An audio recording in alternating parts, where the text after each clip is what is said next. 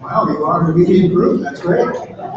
My name is Len Shustic. I'm the co-founder and chairman of the board of the Computer History Museum, and I am delighted to welcome we have an amazing group of the people who will be up on stage and also in the audience. And I should point out, if you allow me to boast a little bit, that you're in good company. We've had people like the President of the United States and the Prime Minister of Israel and the Governor of California here, sitting in the seats that you're in now. So you're in good company. And I would encourage you, if you have a moment now or in the future, to do what they did, which is to enjoy some of the exhibits of the Computer History Museum. We have a very big exhibit downstairs called Revolution, the first 2,000 years of computing. You may have seen as you entered that we have a temporary exhibit downstairs celebrating the 200th anniversary of the birth of Ada Lovelace. It's an amazing story.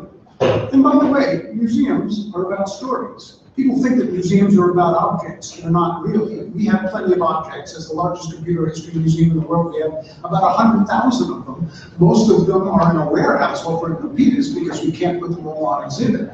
But the important thing about the objects is that they are a way to tell interesting stories. And the Ada Lovelace story is one of the most interesting. She was the only legitimate child of the poet, Lord Byron. And her mother had her schooled in mathematics because she thought it would keep her from becoming insane like her poet father.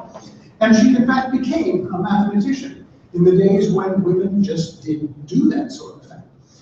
And she established a relationship with, a collaboration with Charles Babbage. Charles Babbage was inventing, this is in the 1830s and the 1840s, all sorts of calculating engines. And Ada Lovelace realized something that Charles Babbage never did. He was focused on mathematical computation. What Ada Lovelace did in working with Babbage on programming his first engines was that these calculating devices could be used for things other than mathematics. That you could use them for text, for poetry, for music. And in having that insight, Ada Lovelace predicted the computer revolution that we're now all enjoying. Unfortunately, she died tragically at the age of 36 from cancer. She never got to see the fulfillment of her dream. Charles Babbage, by the way, is another interesting story. He's one of the answers to the most embarrassing question that people come here to ask, which is, who invented the computer? Now, if you ask a millennial, they know the answer. It's either Steve Jobs or Bill Gates. But of course, there were a whole series of people who contributed to the invention of the computer. I think Charles Babbage rightly could be represented as the inventor of the computer. The problem is, he never built it. He invented it in the 1840s and never made any attempt to construct it. What if he had? What if the first computer we had was in 1840 instead of 1940? Think about what the internet would look like now if we had a 100-year head start. It's a little bit frightening to ponder that. But these are just some of the amazing stories that are in the history of this invention that is changing civilization, the computer and the information revolution. The story continues to go on. One of the unique aspects of a museum like the Computer History Museum is that the stories continue to evolve. We are doing 2 projects now, starting 2 new centers to continue to record and celebrate new stories. One of them is focused on software, and this is the history of software. We're going to be opening an exhibit at the end of this year completely dedicated to the history of software and the impact of software on civilization. The other is a center devoted to entrepreneurialism and trying to understand how it is that this amazing technology has been able to flourish in this area, in this country, and in the world. Now, there are many reasons for it, and I could talk for an hour about why it is that the computer revolution has had such an impact, why the invention of this amplifier for the brain is changing civilization. But one of the reasons is that we have inspired political leadership in this area and in the country. And we have many representatives of that inspired leadership here today, and I want to thank you for coming. I want to bring up to the stage now one of those inspired leaders, my Congresswoman, the amazing Anna G.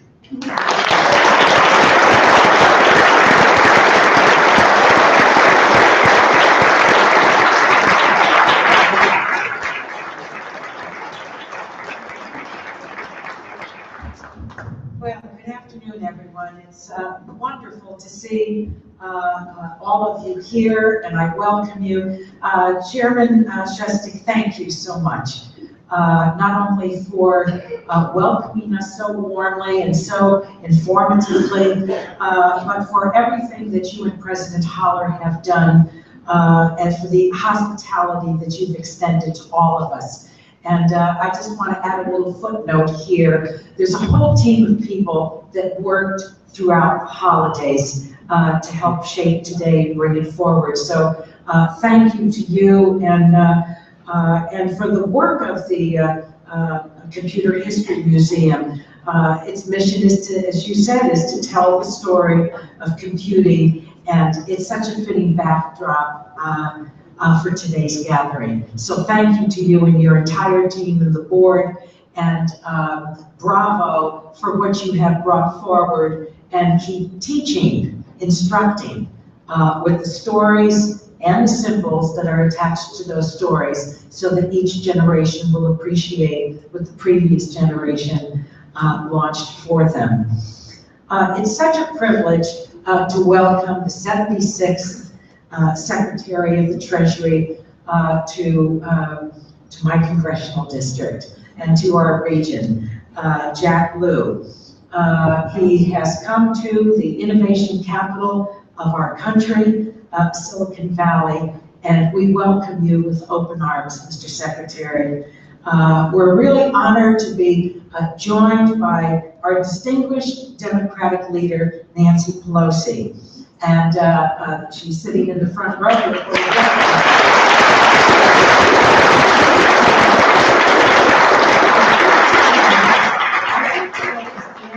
Of the day that you were elected Speaker, Madam Leader. So that's a special day for so many of us and people across the country. We're also joined by my Bay Area congressional colleagues. Mike Honda was supposed to be here, but he, at the last minute, could not join us because he wasn't feeling well. So in alphabetical order, Congressman Mark Saunier from the East Bay, Congressman Jerry the very distinguished Congresswoman Barbara Lee, and our Congresswoman Zoe Lofgren, and Congressman Jerry McNerney. I also want to call out, Mr. Secretary, my partners in local government. I come from local government, and they truly are my partners. We have very high standards in this area. So each, in our region, each elected official that I'm going to ask to stand serves with distinction, as we say in the House. We really mean it when we say that here. So would my colleagues in local government please stand up and be acknowledged by everyone that's here. And I want to, please stand up.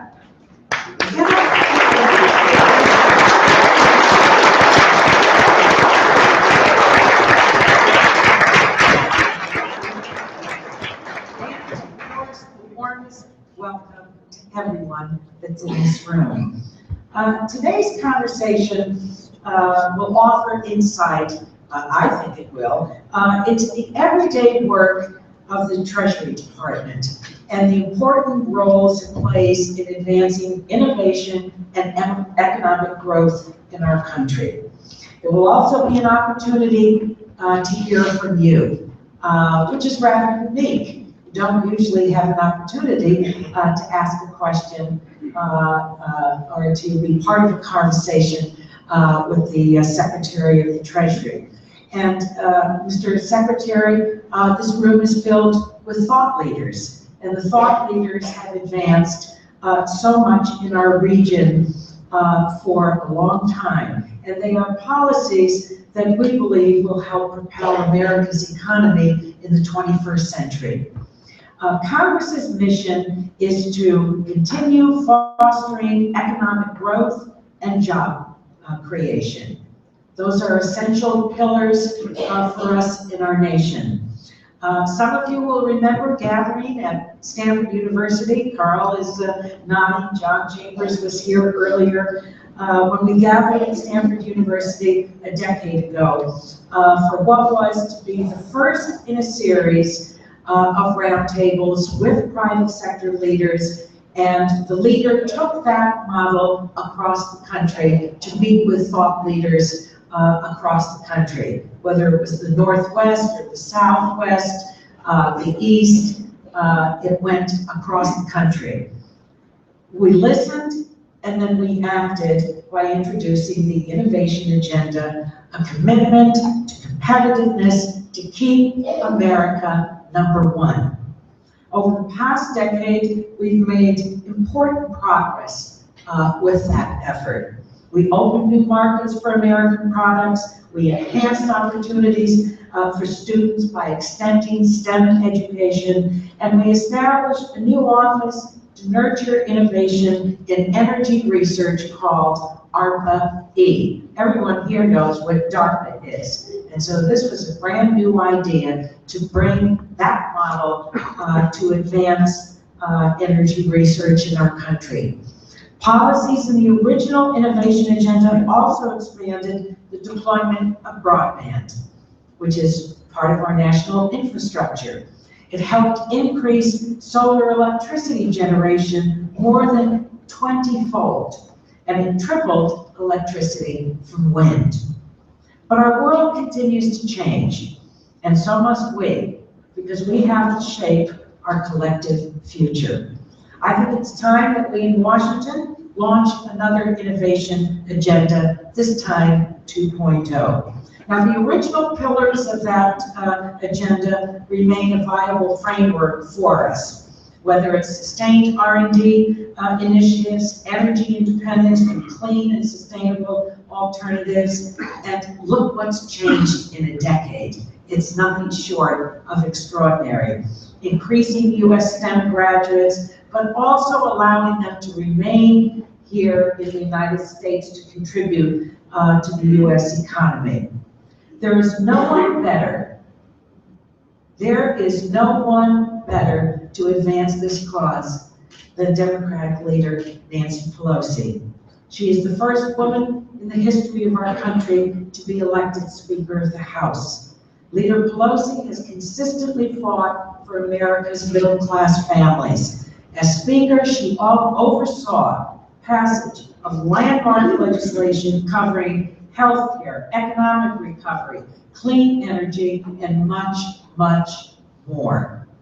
She's been called one of the most productive speakers in our nation's history, and the most powerful speaker since Sam Rayburn. She continues her unparalleled service by recently negotiating a bipartisan 2-year budget agreement with Speaker Boehner, and most recently, the funding of the entire federal government with Speaker Ryan. She actually has made the Congress work for the American people. Join me in welcoming Leader Nancy Pelosi.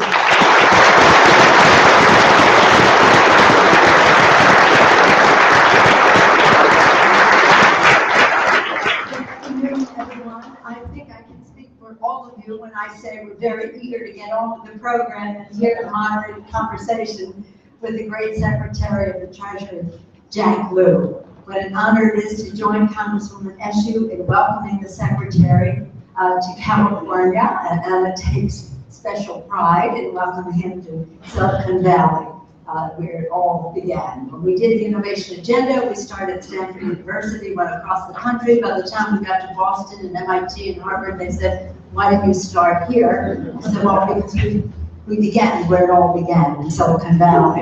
And now we start with Innovation 2.0. So I want all of you to leave here today with a responsibility to give us your input about what you think are the priorities for how we go forward. Anna talked about the innovation agenda that was started 10 years ago here. We're very proud of all of that. I want to put a little historic perspective, just a little historic perspective.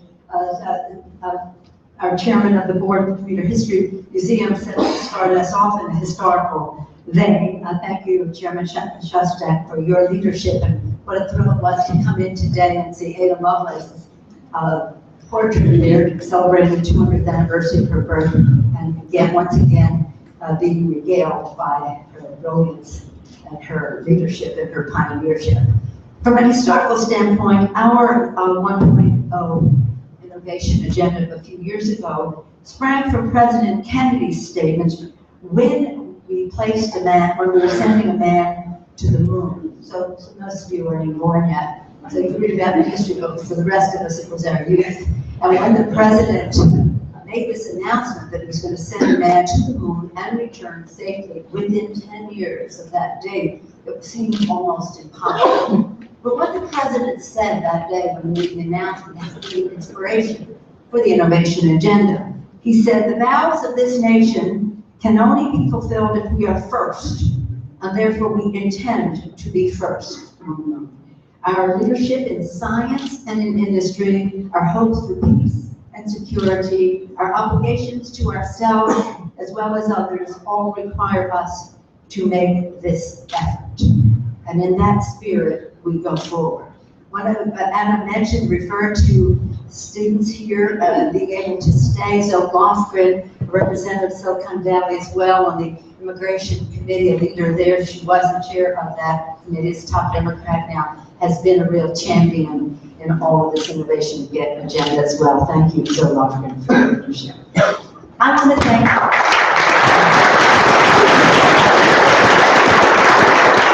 two more things. I want to thank you all for sending Anna Eshoo to Congress. She, as you can imagine, is so very, very proud of the district that she represents. We all think that we represent the best district in the country, and it is absolutely certain of that. But you should know of her that she has been a key architect so much in terms of innovation. You know of her leadership on the Energy and Commerce Committee, the top Democrat on the Communications and Internet Committee. You also should know of her work in terms of health as well, with her America's Cures Act. Anna called for bold increases in federal biomedical research funding, recognizing the need for investments to fuel our search for treatments and cures. Again, her leadership just goes on and on. We're very proud of her. We thank you for sending her, and it is a tribute to her that the Secretary is here today. We're very, very proud of him, whether to watch him in the global arena negotiating an Iran agreement, or meeting with his counterparts and more so heads of state throughout the world about the global economy, whether it's being very specific about to help kids pay for their college education. The list goes on and on. We couldn't be prouder of him. But just for another historical context, I was mentioning at lunch that Alexander Hamilton, our very first Secretary of the Treasury, did you know that he was an innovator as well as our Secretary now is? And it's appropriate that Secretary Lew is here in Silicon Valley as we talk about Innovation 2.0. Alexander Hamilton really was attributed with starting the Industrial Revolution over 200 years ago, much more than 200 years ago. Paterson, New Jersey, they had a waterfall, they had whatever the makings are for making silk, one thing and another, and we went from an agrarian society to an industrial society.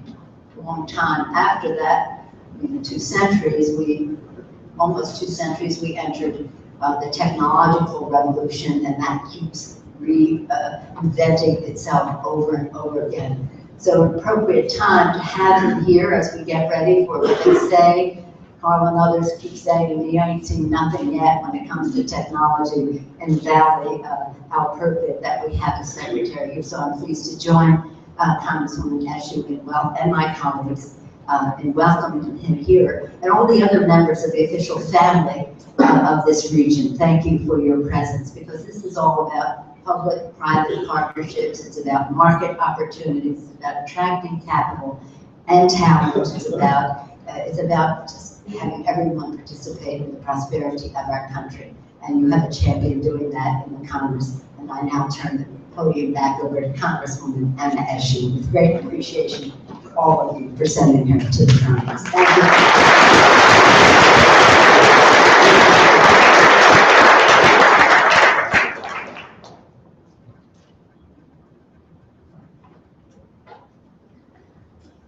Big ideas really require individuals that are willing to take bold action. I think everyone in this room has a deep appreciation of that.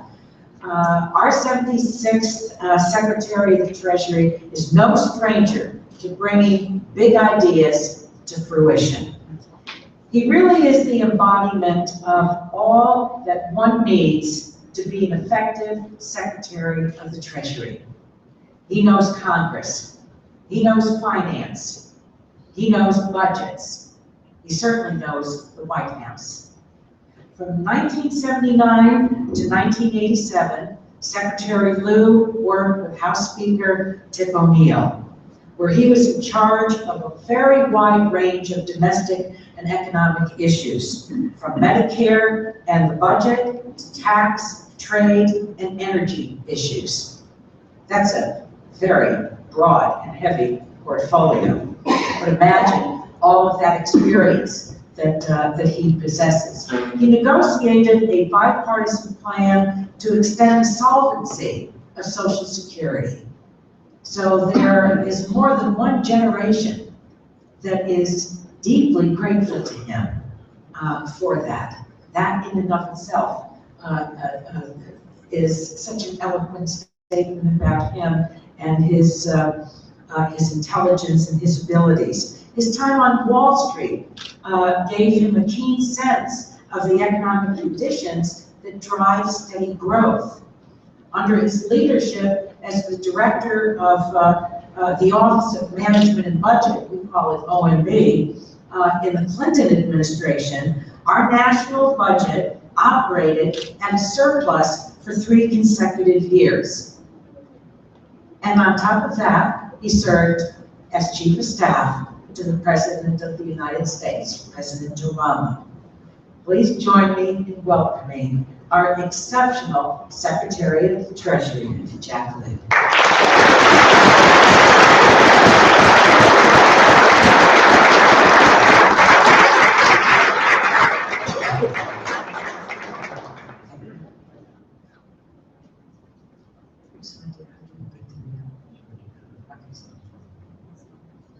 We're just whispering. What side are we supposed to be on? Because we're the microphone side. Okay, well, when I was a little girl, I never dreamed that I would get to ask questions of the Secretary of the Treasury. But I guess that dream is coming true today. And then you're going to have an opportunity to do that as well. So why don't we start? First of all, Mr. Secretary, thank you and welcome over and over again. Tell us what your responsibilities are. Describe what is a normal day for you. First, thank you so much for hosting me out here in Silicon Valley today. Thank you, Leader Pelosi, and Justek for opening this wonderful museum. You may have never dreamed of interviewing the Secretary of the Treasury of the public schools in New York City. I never dreamed of being the Secretary of the Treasury. And I say only in America. Only in America. The job of Treasury Secretary is a pretty broad one, but I can kind of simplify what it is to me by saying that I come into work every day asking what can I do to help grow the American economy and create opportunities for Americans who are working and Americans who are growing up so that they'll have a chance to participate in our great economy. Some days that means working on some very specific programs that we run at Treasury that actually help create economic opportunity by investing in communities. Some days it means having conversations or meetings either in Washington or around the world about what can we do to have a stronger global economy. Because even with a strong U.S. economy, we benefit from a strong global economy, and we can't be the only engine of growth in the world.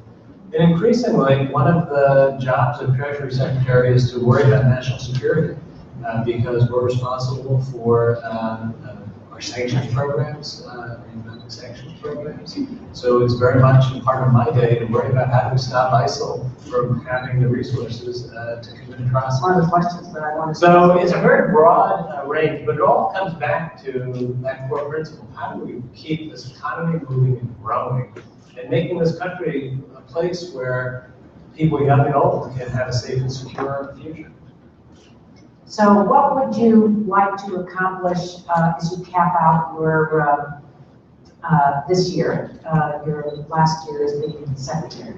You know, one of the things that, having been in an administration before, in the first and the last year, I'm a firm believer that you keep your pedal to the metal to the very end.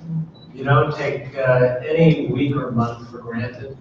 You have only so much time in office to use every minute of it to do the work you came there to do. When I look at the U.S. economy, it is in so much better shape than when we started. We've created 13.5, more than 13.5 million new jobs. We've seen the employment rate down to 5%. We've seen the world go from thinking about the United States as the center of the economic crisis to this incredibly resilient economy that bounces back. With that said, we have more work to do. We have to make sure that the benefits of our strong economy are felt more broadly in our country. In my portfolio of Treasury, to me that means I have to work on financial inclusion, making sure that people have access to the financial system, even if they have small amounts of money to keep on deposit. And we talk a little bit more about that. One of them is how we help people save for retirement. We're launching a program, MyRA, which I'm going to spend a lot of time this year helping people understand the opportunity for them to participate in. I mentioned ISIL at the beginning. It is a paramount issue right now. Just 2 weeks ago, I chaired a UN Security Council session where we rallied the world to put ISIL on par with Al-Qaeda as being a target of global sanctions. And we're going to continue to work to close down formal and informal means of financing as best we can, because if they're starved of money, it makes it harder for them to do the terrible things. Well, let me just follow up on that, because it was one of the questions that I wanted to ask you. You led the U.S. effort with Russia last month to essentially cut off the revenues that ISIL generates from selling stolen antiquities. There are a whole series of things that they do, the ransom payments, the smuggled oil. How are we doing with that? And are your counterparts, do you have a good solid team? Because it really takes a team to confront this. I think we have been successful at cutting ISIL off from the formal financial system. The sanctions that we have in place are working, and that's an important accomplishment. But we have not shut down all means for ISIL to get access to resources. They started out by conquering territory and stealing money from the banks. When they spent that money, they put in place taxes or extortion, where the penalties of non-payment or capital punishment in some cases. And it's incumbent on all of the countries in the region to stop the trade flows in and out of ISIL-controlled territories, so that there's less money for ISIL to tax. It's important that the banks, which government Iraq has shut down almost 100 banks in ISIL-controlled territories. Now that does a lot of disruption to innocent people who live in the area. It means they can't conduct normal business. But you have to do those kinds of things if you're going to shut down access to funding. The main source of revenue right now, apart from extortion, is oil. And we have been, I think, increasingly successful targeting the oil infrastructure. It's been unusual for Treasury Secretaries to participate in military planning, but targeting oil resources is an important part of the campaign against ISIL. And that doesn't just mean going against wells and refineries. It means going against tanker trucks. In the current military operation, Tidal Wave 2, our military has taken out roughly 400 tankers. Those are tankers that don't have ISIL written on the side, but it's taking oil in and out of ISIL territories. And if they can't get the oil out, they can't get the money in. That's got to be the case with cement as well as oil, because anything that is cross-border trade is bringing much-needed resources into the area. We can't declare success yet. We're making progress. I think it's important to note that the measure of success isn't that you shut the last dollar down. The measure of success is, are you making it harder and harder for them to support a growing set of responsibilities. With the control of a lot of territory and people, ISIL has to have constantly regenerating supplies of cash. If we make it harder for them to get the money so that they have less, not more, that sets them back. And setting them back starts to weaken them, and ultimately we should get as close as you getting good cooperation from your counterparts? I would say that there is, The resolution at the UN was jointly sponsored by the United States and Russia. It was a unanimous vote in the Security Council. You don't get much more unanimity than that. And the question now is about execution, and frankly, we have more sophisticated methodologies than a lot of these other countries do. We're trying to help bring them to the point where they can be more effective, and we're certainly seeing an interest and awareness down. So from disrupting their economy back to ours. Yeah. Today is the first work day of the year. And I think everyone here would like to hear you make some comments and share your thoughts on what we have to be optimistic about with our own economy. What signs do you see in terms of our economy growing that would help us grow even more and even faster? And what can slow us down? Well, I can't think of a better place to start the new year optimistic than here in Silicon Valley. This is an economy and a community that's all about thinking about how to make the future better and in ways that are different than we could have imagined even a short time ago. And I think in that is part of the answer to your question. I mean, we are the most resilient economy and people in the world. We are the most creative and entrepreneurial in the world. We have the best system of laws. We still, notwithstanding some negligence in recent years, have the best infrastructure in the world. We've got to do better to make sure that stays the case. And we have the technology and the ability to develop new technology that's without equal in the world. Those are all enormous assets, and I don't think there's a country in the world that wouldn't want to be where we are in having what that produces. If you look at the strength of our economy, I think it's quite striking that in a generally weak global economy, the United States has been chugging ahead. I'd love to be growing faster. We have to keep striving to do better. We have to strive to make sure that the benefits of economic growth are broadly shared. But just in aggregate terms, the U.S. economy has become the standard for the world in terms of how to recover from an enormous setback like the Great Recession. We are not immune from the slow global economy. So we're seeing it pull the better part of the percentage of GDP growth out of the U.S. economy. We're still growing at over 2%. Now, I would love to get that closer to 30.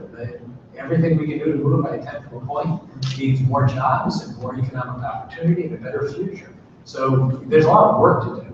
But there's also a lot of reason to be optimistic about the deep strength in the U.S. economy. I think we also have a lot of low-hanging fruit. And that, to me, means that we can do better, and we know the things we can do to do better. As a matter of policy, we know that we need to strengthen our infrastructure. That creates good jobs. That's a question of will, not capacity. I think that the recovery has been uneven, and there are areas of the economy that are showing signs of strength, which could give us the ability to perform better than you might expect. For example, housing. Housing had lagged in the early and middle part of the recovery. It's just now coming into its own. And I think there's going to be some catching up. I think there's a lot of young people who didn't start their own homes when they might have because of the economic crisis, and they're probably not going to stay in an extra bedroom forever. We're certainly seeing signs. The parents hope not to.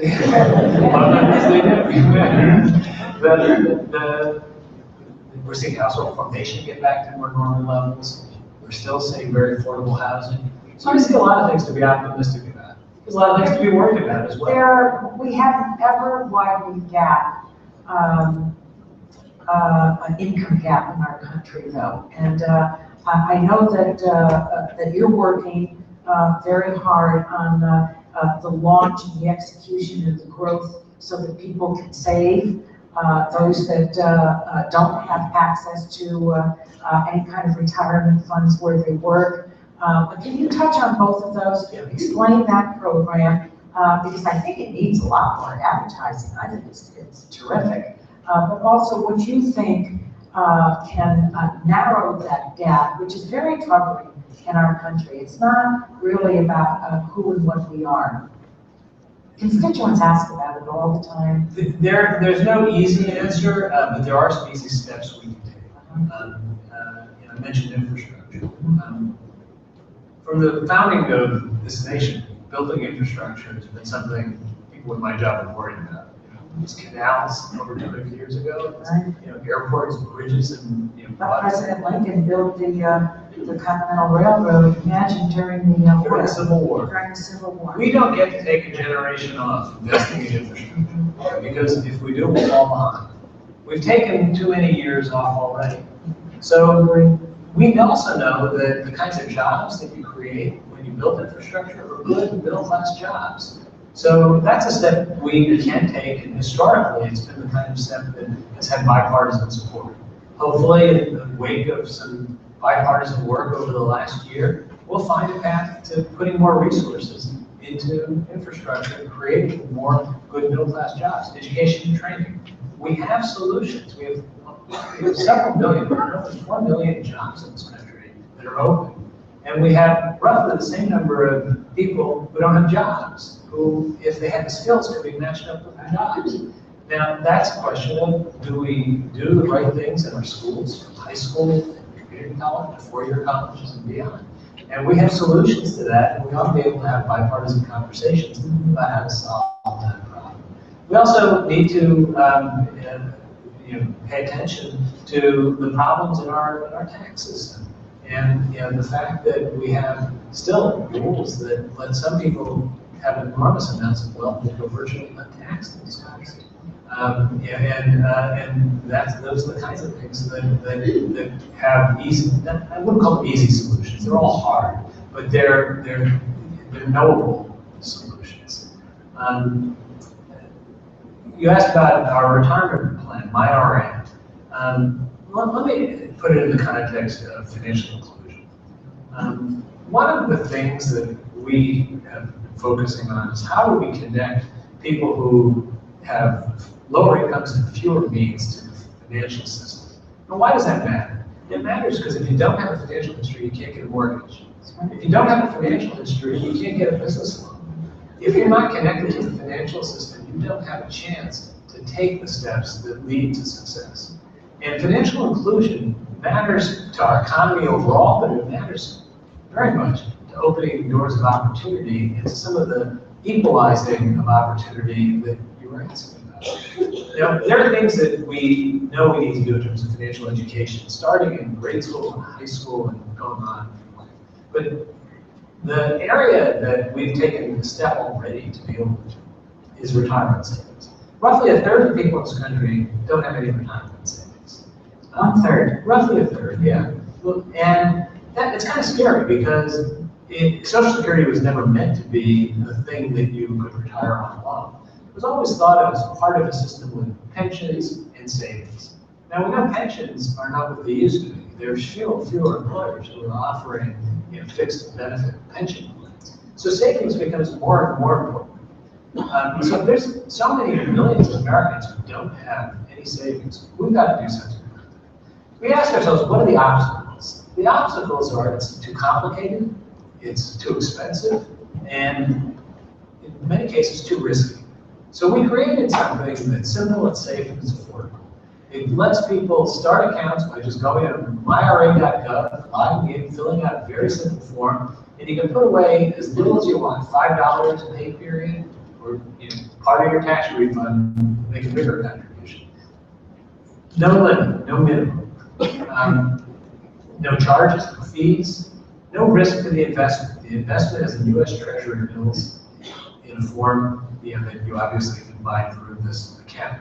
You can't go out and buy a $5 Treasury bill, but it's a shared investment. So it's simple, it's safe, and it's affordable.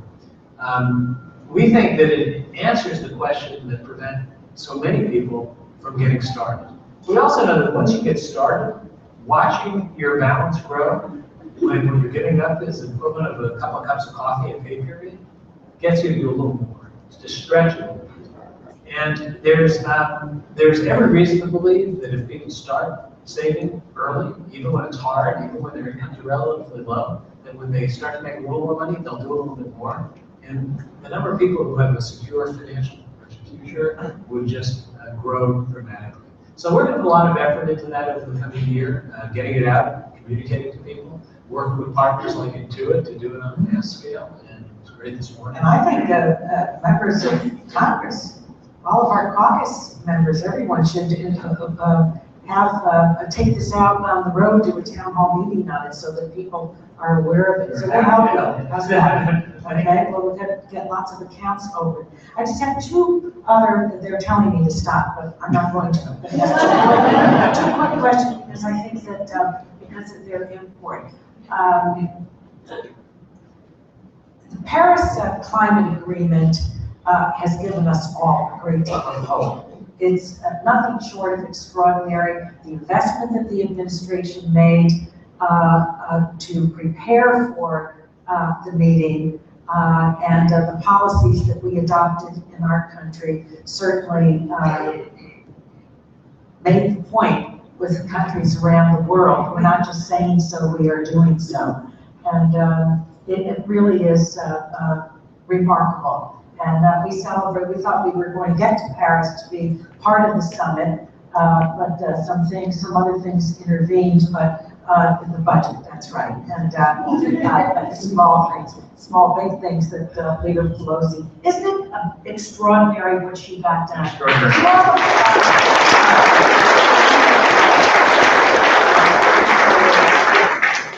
It's really a breakthrough. But what I wanted to ask you is, what do you think the economic impact of that is, of the agreement is for us here at home and for the global economy? Yeah, I think that the importance of the Paris Agreement is at many levels.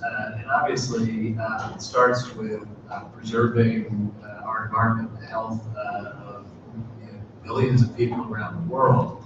But that's not just a health and moral issue because it involves human life. It's an economic issue. When people lose work because either they or a family member are sick, a child has asthma, an adult has respiratory problems, that has an economic cost. There are cities in the world that I've been to where you worry about walking from here to there because the air is so bad. Won't name any names, but it's more than one city where you can see the air. It happened there while the summit was taking place, right? Everybody can guess. And the economic benefits come at many levels because one of the solutions that we all are going to have to find is replacing fossil fuel use with other forms of energy generation, which create new opportunities in a more capital-intensive industry for good jobs in the United States and around the world. There's no doubt that it will be, there's a certain amount of disruption in the business as usual way that things have been done. And it's very important that coming out of Paris were commitments for developed nations to help support poorer nations, less developed nations, to meet some of the standards, because it's not good for the global economy, ultimately the U.S. economy, to create deeper pockets of poverty around the world.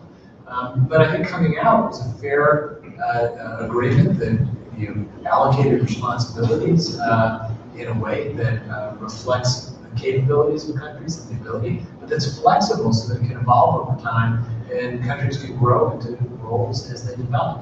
I think it's kind of unique in that a development agenda that was one that was at a global strategic level was rooted in financial realities. And there was a conference earlier last year in Ethiopia and Addis Ababa where financing for development helped lay the foundation for the agreements that were reached in Paris. I was proud to represent the United States at that conference.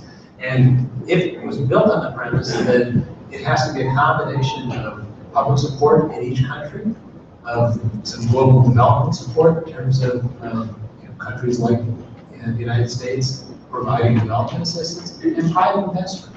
And no country could stand back and not do its part, even a country that has less resources, and it can't be done with government alone. Excellent. It is a landmark. It's so after all the disappointments, finally the stars were aligned. I think it really did make a difference in the United States. Yes. Well, I think that it showcased American leadership. And we couldn't have been prouder of that. When we were disappointed that we weren't there, but we were still speaking through the megaphone in DC. One more question. And we've chatted about this before, and there are others that have raised it with you. The whole issue of repatriation of American company dollars that are held abroad. When we first started talking about this, I think it was 1.2 trillion. Now some say it's up to 4. Whatever it is, it's a lot of money. And I kind of think of it as a $1,000 bill on the sidewalk, and we're just walking past it. I mean, every single one of us would stoop over to pick that bill up, and keep walking, and look over our shoulder to make sure nobody saw us pick it up. But at any rate, there is bipartisan support on the whole issue of repatriation. Tell us where you are on it and how you think we can get to yes. No, I think that at the root we have a broken business tax system in this country. We have a system that on paper has the highest statutory rate in the developed world. But because of all the loopholes and deductions, the average tax rate is about average.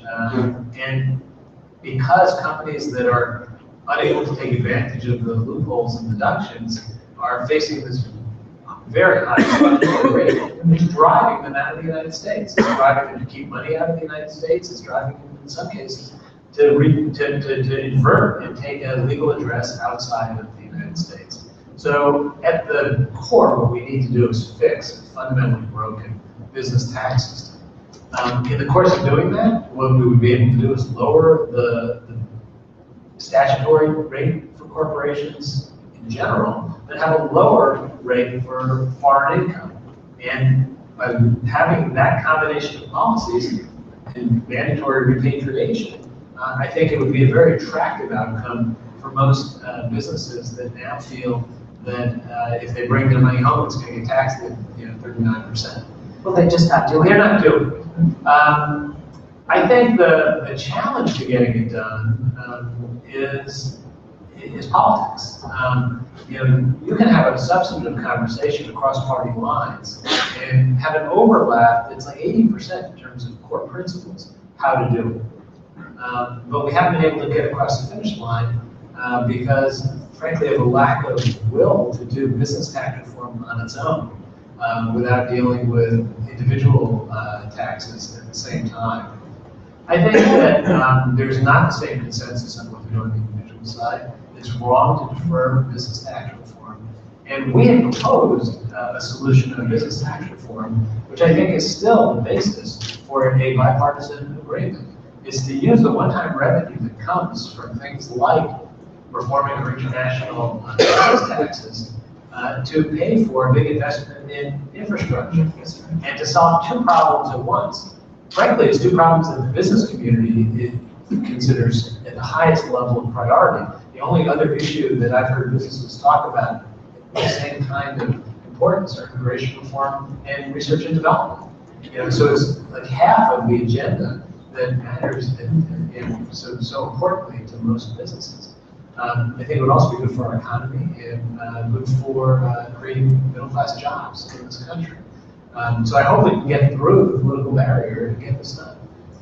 Put it in our collective bucket, right? Absolutely. For 2016. And if we can't get it across the finish line, we can get it worked through sufficiently so that it's ready to be done when a new administration. And we've learned things because there was a repatriation that Congress had put into place some years ago. There were abuses of it. Yeah, the way it didn't work that time. Yeah. But all the better that we know what went wrong so that we don't make the same mistake again. That's right. But we shouldn't overlook those resources and what they can do for our country. A one-time voluntary tax holiday doesn't do is the kind of good that restructuring our tax code. That's good. All right, so we're going to go to the audience, Mr. Secretary. Who do we have first? Where are we? David has the microphone. Hi, my name is Kevin Richards. I'm with SAP America. Thank you, Mr. Secretary, for joining us. I don't think you could ask for a better congressional host, but I'm biased. And thank you to the California delegation for everything you do on behalf of the innovation economy. My question is around big data. The administration has a big data initiative. They have the nation's first chief data officer, DJ Patel, and the Treasury Department is leading efforts around the Data Act. And I was wondering if you talk a little bit about the opportunities and the potential of big data from your position in the nation's financial system. Thank you. You know, there's a lot of benefits that come from being able to use the availability of information that gives you the ability to see patterns and opportunities in policy making and as businesses have learned in doing their own business. The challenge is to do it in a way that's respectful of privacy while still bringing anonymous aggregated data available for the purposes that are totally appropriate. And I think that it takes something like financial inclusion. If you don't have a history of having credit cards, right now, establishing yourself and getting a mortgage is almost impossible. We know that there are a number of other indicators that tell a lot about a person's ability and willingness to repay their loans. How they have their history in paying utility bills, cable bills, cell phone bills. In a way, that is a form of big data. It's taking the different pieces of information and asking a question in a different way, and getting an answer that's as reliable as asking it in the old way. You're having the ability to do that, whether it's a private or a public kind of review, opens possibilities to including people who are left out of our financial system. So that's just one relatively micro example, but one that I've focused on recently because there's some very innovative things going on. We all know what a FICO score is. There's an alternate FICO based on the things that I just described, that hopefully will open the door to financial inclusion to millions of Americans. Good afternoon. I'm Jim Wonderman, Mr. Secretary. Welcome to Silicon Valley. Thanks for being here. Thank you, Congresswoman Eshoo and the team for calling us all together. I wanted to ask a question, Mr. Secretary, about China. Obviously, this region, this country has tremendous connectivity and exposure to the Chinese economy. Markets were pretty spooked today about what's going on in China. How do you see what's the progression in China? What should we expect in the future? And is there anything that we can do about it? So I refrain from commenting on day-to-day market movements because you can wake up in the morning and find out that everything happened yesterday. Because of what you said. Doesn't happen tomorrow, or if you act differently than what you said. So let me answer your question a bit more generally. China's in the middle of a historic transition. It's on a path of commitment to making economic reforms to fix some things that are broken in its economy, and to step up and live by norms that are comparable to the norms in the United States and the rest of the world. They've got a ways to go to complete that process. The challenge is how do you get there, and what does their economy look like now, and what will it look like then? So it shouldn't surprise anyone that there's a decline in industrial output in an economy that's in a fundamental transition from an industrial model to a consumer-driven economy.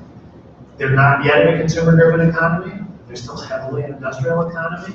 But as they move along that progression, it's going to create the basis for more stable, sustained growth in the future. Conversely, if they stick to a purely industrial model, and if they do it by protecting markets and doing things that are unfair, either in terms of currency practices or other things, apart from the fact that it will create terrible tension with us and others around the world, it won't lead them to a solution to their core economic problem, which is excess capacity that comes out of a centrally planned economy allocating resources that needs more market-driven allocation mechanisms.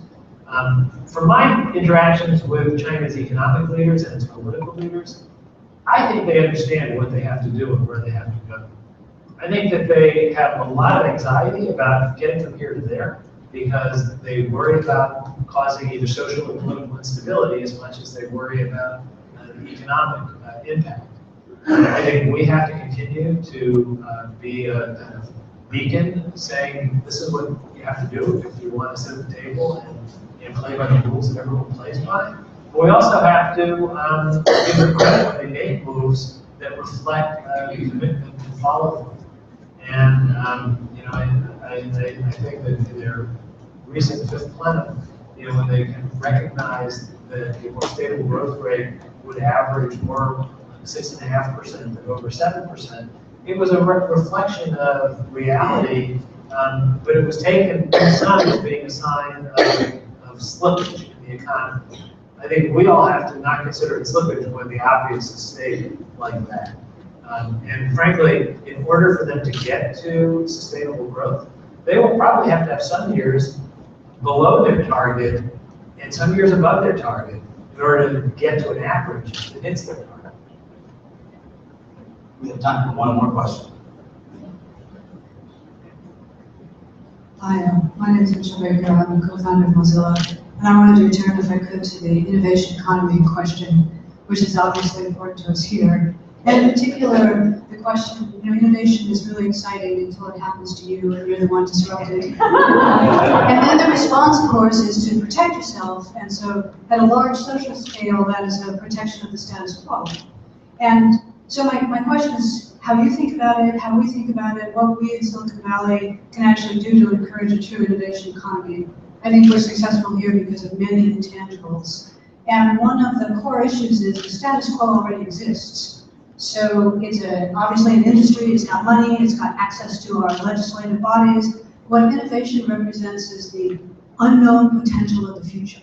It's the hope of the future, and so we don't have the structural elements or the organizations or the companies that are so clearly protecting it, and how to think about that and really build an organization that has some structural protections for actual innovation, even when it's threatening to pre-existing organizations. Thank you. I think there's no question that the status quo resists unsettling change and innovation. You know, when it works, changes the status quo, and there's some breakage in the process in terms of the status quo. So I don't think it's a surprise that there's a tendency for old ways to die hard. I think the secret sauce to U.S. Success over the last century plus has been we're willing to tolerate that breakage for the good of growing and having a better future. I mean, just in comparison to the conversation we had a minute ago about China, if China is willing to tolerate some breakage, we all have a better future. It's not, you don't make change without disrupting something along the way. By the same token, I think we have to be careful as we move into new technologies to hold new technologies to the same core standards that we hold the old status quo technologies.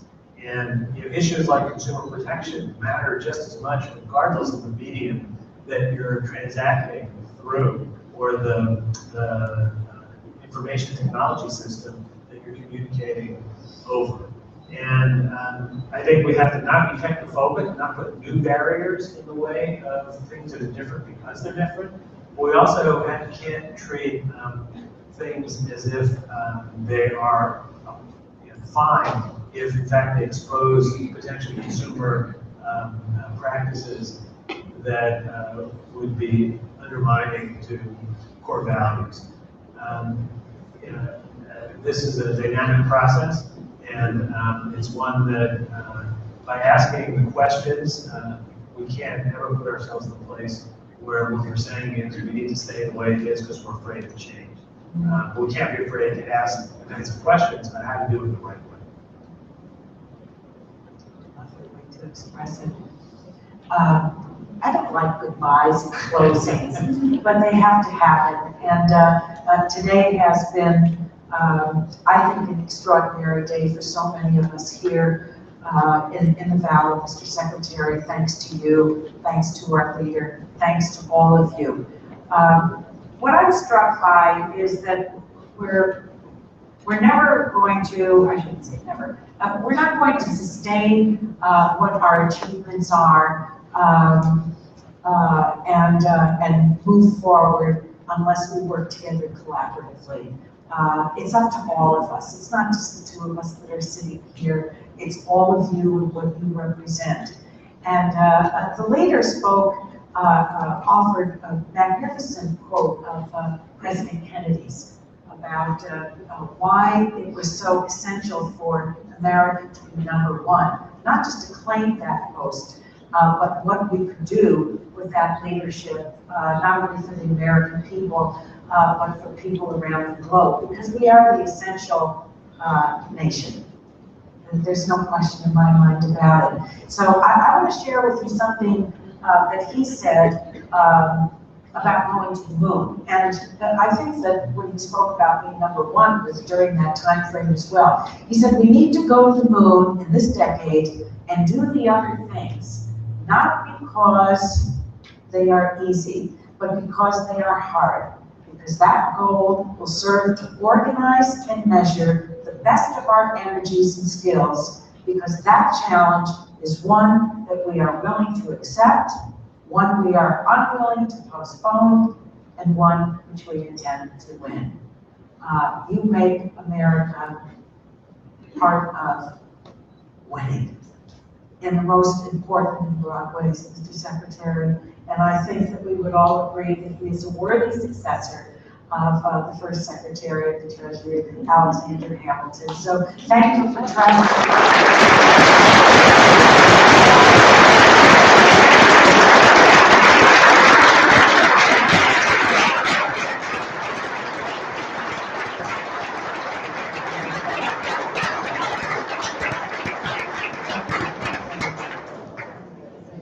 Do you want like a comment off?